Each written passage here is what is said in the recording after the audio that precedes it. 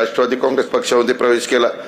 खरं तर ही त्याची घर वापसी आहे असं मी स्वतः समजतो, कारण पक्षाच्या स्थापनेपासून मला आठवतंय एक युवा कार्यकर्ता म्हणून तुम्ही जर ते जुने फोटो बघितले तर तुम्ही म्हणाल काय हा खरंच शरद बुटे पाटील आहे का, पण लोकांना ओळखता पण येणार नाही।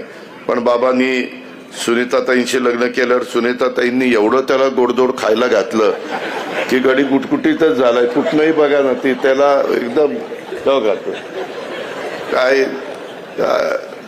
तर त्याच्यामुळं गमतीचा भाग जाऊ द्या, परंतु युवा कार्यकर्ते मी अनेक जोडण्याचा प्रयत्न केला आणि त्याच्यातून तो पक्षाशी जोडला गेला। त्याच्यावर खेड तालुक्याच्या युवक अध्यक्षपदाची पण जबाबदारी आम्ही दिली। त्याने तिथं चांगलं काम केलं, त्याच्या जोरावर त्याला 2 वेळेला जिल्हा परिषदेमध्ये सदस्य म्हणून आपण केलं। मला आठवतंय सुनील आता मला सांगत होता त्यावेळेस मला वाटतं मी 99 ते 2004 ची गोष्ट होती आणि मी तिथला पालकमंत्री होतो, कुठला आपल्या सातारचा। आणि सकाळी सकाळी माझ्याकडे आले, दादा काही करून शरदला तुम्हीच कृषी सभापती काहीतरी सभापती पद द्या। मग ते मी म्हणलं ठीक आहे मी करतो, तुम्ही जावा। ते म्हणले नाही दादा कशावरून होईल, म्हणलं माझा शब्द आहे जावा। मग ते गेले आणि मग ते शरद तिथं त्या ठिकाणी झाला आणि त्याने कृषी आणि पशुसंवर्धन सभापती म्हणून तसंच त्याला गटनेता पण केलेला होता। आपल्या पक्षाचा एक गटनेता असतो जिल्हा परिषदेमध्ये, तेही काम त्यानं चांगलं केलं आणि त्याला जी जी जबाबदारी दिली ती त्याने चांगल्या पद्धतीनं त्या ठिकाणी पार पाडली आणि ते खऱ्या अर्थाने तो पहिल्यापासून आमच्या राष्ट्रवादी काँग्रेस पक्षाच्याच तालमीमध्ये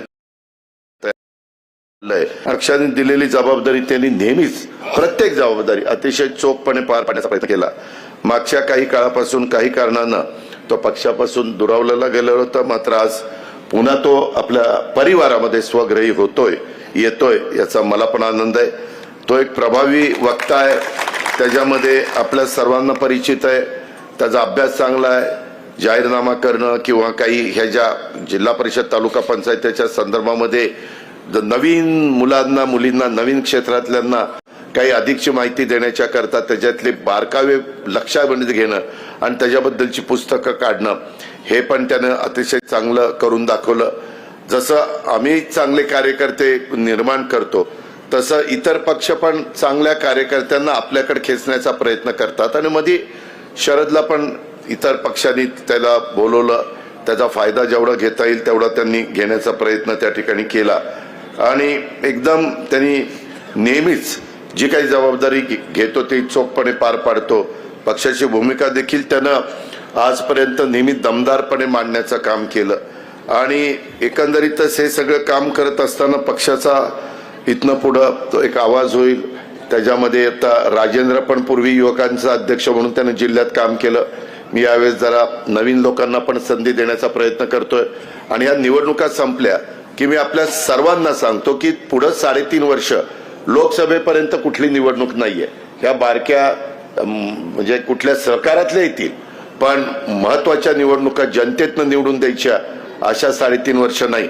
मग त्यावेळेस मात्र आपल्याला आपले प्रश्न सोडवणं, पाठपुरावा करणं, ते चांगल्या पद्धतीनं कसे सोडवता येईल हे पाहणं।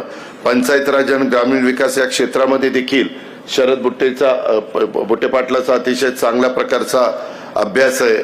त्याचा हा अभ्यास आपल्या पक्षाच्या वाढीसाठी आणि एकंदरीतच जिल्ह्याच्या तरुणांच्या करता, माझ्या खेड तालुक्याच्या करता, आपल्या पुणे जिल्ह्याच्या 13 तालुक्याचा विकास करण्याच्या करता हा निश्चितपणे उपयोगी पडेल। आज ते पुन्हा आपल्या मूळ घरामध्ये म्हणजेच राष्ट्रवादी काँग्रेस पक्षामध्ये प्रवेश करतायत। आता पूर्वीपेक्षा अधिक जोमाने अधिक वेगाने त्यांनी सर्वांना बरोबर घेऊन पक्ष वाढवण्याचं काम करावं।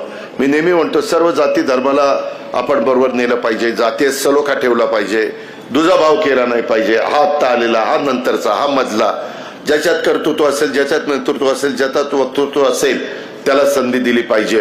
अशा पद्धतीनं माझा स्वतःचा प्रयत्न असतो आणि असंख्य सरपंच आजी माजी किंवा काही जिल्हा परिषदेचे माजी सदस्य माजी सभापती असे खूप जण ते आले, त्याचाही खूप मनापासून मला समाधान आहे। यांच्यासह विविध गावातील